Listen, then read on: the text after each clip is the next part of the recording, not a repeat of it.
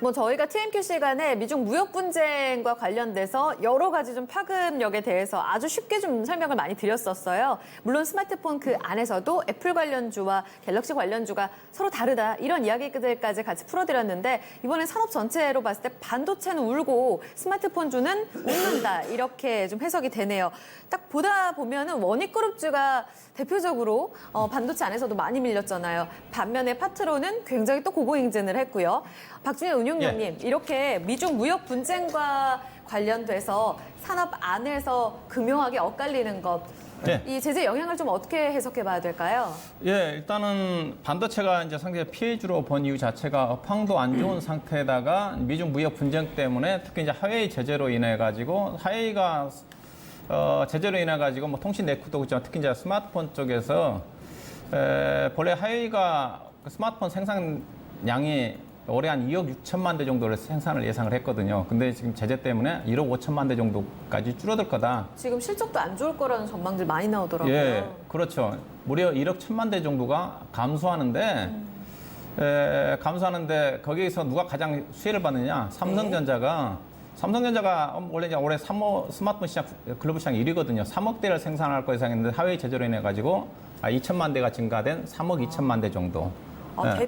대표 수혜주네요. 예, 그렇죠. 그러니까 1억 1천만 대 감소분을 삼성전자가 2천만 대 정도 가져올 거고, 그다음에 나머지는 중국 로컬 업체들, 우보라든가 뭐 비보라든가 그들 회사들이 가져갈 거고요. 게다가 애플은 또 애플은 이제 애플은 영향 미칠 수가 있겠지만 애플하고 하웨이하고 별로 경쟁이 안 되는 게 프리미엄급이거든요. 애플 같은 경우는. 그래서 삼성전자가 가장 하웨이 제품하고 중저가 라인이 많기 때문에 경쟁 관계이기 때문에 가장 수혜를 볼 수 있는 건 삼성전자가 맞습니다. 그래서 스마트폰은 수혜주인데 반면에 이제 반도체는 왜 피해주죠? 아무래도 중국의 스마트폰 판매량이 급감을 하지 않습니까? 물론 그 다른 수요를 다른 회사가 좀 가져가겠지만은 문제는 중국 쪽인데 중국의 우리나라 반도체 수출을 봐야 되는데요. 우리나라 반도체 수출의 거의 70에서 80%가 중국입니다. 중국이 반도체 최대 수입국이거든요. 작년 기준으로 해가지고 약 3천억 달러, 3천에서 3,200억 달러를 반도체를 수입한 것으로 보고 있는데 우리나라 돈으로 따지면 거의 320조 원에서 330조 원 정도의 어마어마한 규모입니다. 그거를 수입을 했는데 대부분 다 우리나라와 미국에 있는 마이크론 테크놀로지라고 볼 수가 있는 거고요. 그다음에 이제 미중 무역 분쟁 때문에 어떻게든 미중 간 무역 불균형 때문에 지금 합의를 보기 위해서는 중국이 지난번에 제시를 했지 않습니까? 미국의 물건을 좀 많이 사주겠다. 적게는 뭐 몇 년 동안 몇억 달러인가요? 뭐 몇 조 달러인가 얘기했는데 그게 이제 반도체도 포함이 되어 있습니다. 40에서 50%를 마이크론 테크놀로지 수입을 하거든요. 마이크론 테크놀로지 수입을 하게 되면 국내 중국 쪽에 반도체 수출이 거의 80%를 차지한다고 했었는데 국내 업체가 피해를 볼 수밖에 없는 부분이고요. 그래서 반도체가 업황도 안 좋은데 그런 영향을 받고 있다 볼 수가 있는 거고요. 근데 제가 보기에는 반도체는 단기적으로 악재지만 장기적으로 호재를 볼 수 있는 것 자체가요. 저는 트럼프 대통령의 무역 분쟁 자체가 결국은 중국의 제조 2025 정책에 대한 제재거든요. 빠르게 그쪽에 치중하지 못하게 하는.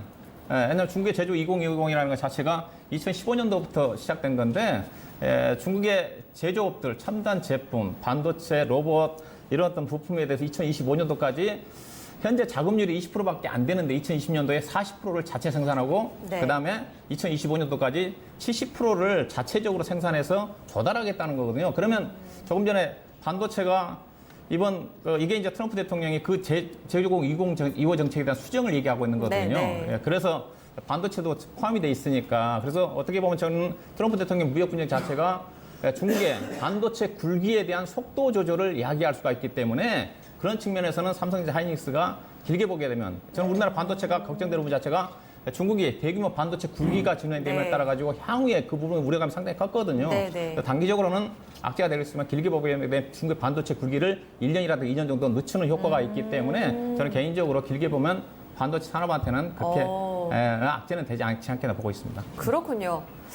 시기 문제겠지만 단기적으로는 피해를 볼 수 있는 반도체, 다만 장기적으로는 또 호재를 볼 수 있다는 측면까지 좀 길게 봐야겠습니다. 최종호 전문가님, 반도체 피해에 대해서 이렇게 운용령님은 기간에 따라 의견을 달리해 주셨는데 여기에 대해서 같이 동의를 하시나요?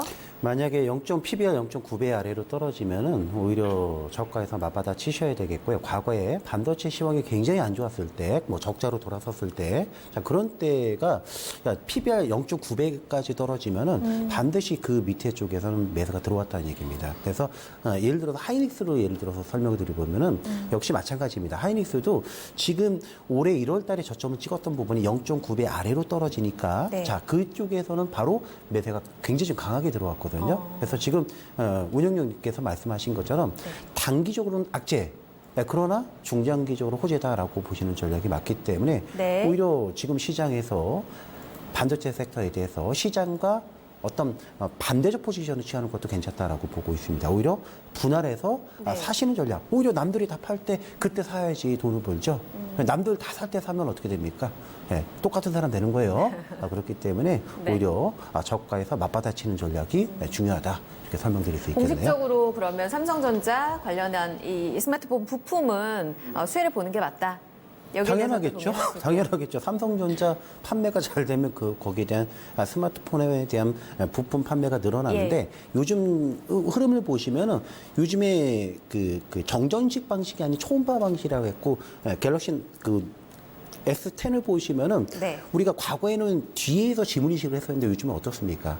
전면에서 하고 있죠. 초음파식 네. 방식으로 하고 있죠. 네. 그럼 거기에 대해서 수혜를 받는 회사들이 수혜를 받을 수밖에 없겠죠. 자, 또 한 가지가 뭐냐면은 갤럭시 S10을 보면은 요즘에 최신 카메라를 보시면은 펜타 시리즈로 가고 있습니다. 그게 뭐예요? 그러니까 펜타가 뭐냐면, 네. 그러니까 우리가 눈이 과거에는 앞뒤로 한 개씩, 두 개가 있었다면 이제 5개씩 되고 있습니다. 한 폰 안에요. 네, 한 폰에, 그러니까 뒤에 3개, 두 개, 네. 앞에 2개. 그래서 펜타거든요. 아. 그러니까 펜타 시대로 가게 된다라면은 네.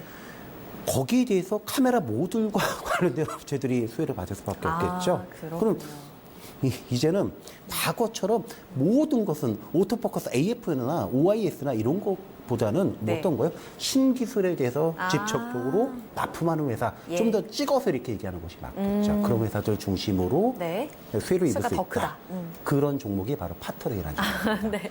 답까지 제시가 됐습니다. 일단 연결고리를 좀 해소해 드렸고요. 여기에다가 추가적인 전략까지도 저희는 이야기를 들어봤습니다. 이 기세가 공식적으로 조금 더 이어질 수 있다. 다만 반도체는 길게 보면 수혜다라는 부분도 짚어드렸습니다.